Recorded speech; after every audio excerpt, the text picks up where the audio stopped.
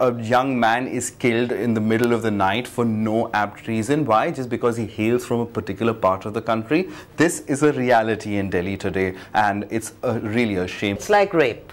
You know, you go on focusing on it, you try to take measures, but you know, the mindset is like that, what can you do?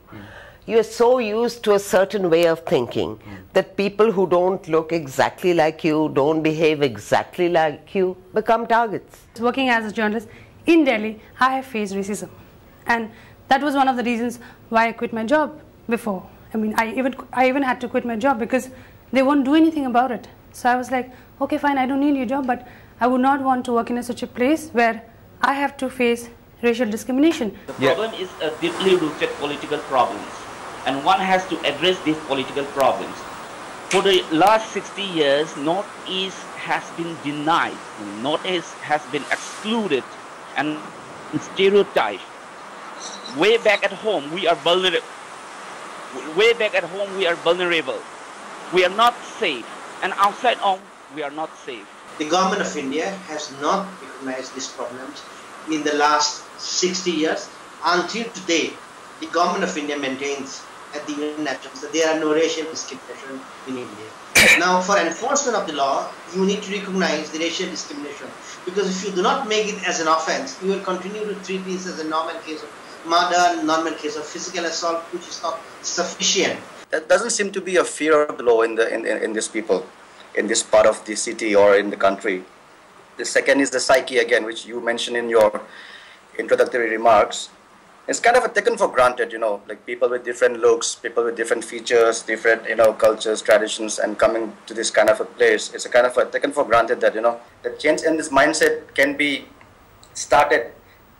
Several initiatives can be taken up in schools and colleges, street plays in different parts of the city, not only in known places, but there are really interior places where there is no any idea about what is Northeast all about.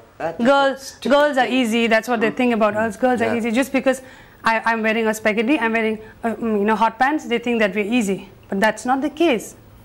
I mean, though we are culturally different, we look different, our eating habits might differ from you, but we are not different. Violence usually is not committed by a poor person who is powerless.